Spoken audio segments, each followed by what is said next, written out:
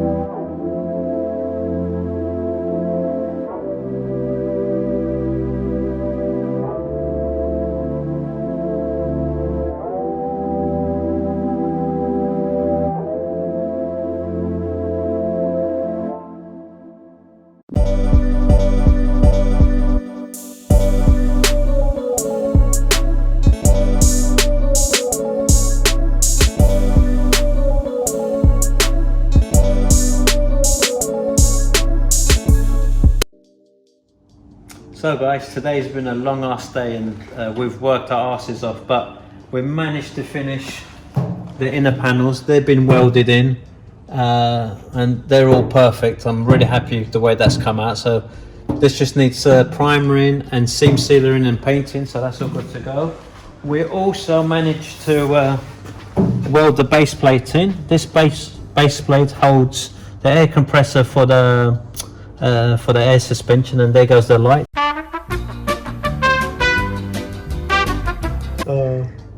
We've got some gremlins in here today with the lights, but we've got another light behind us, and as I was saying, we've got the base plate fitted, air compressor, carbon filter for the tank, that's all been fitted now. So next step will be to make the frame for our access door.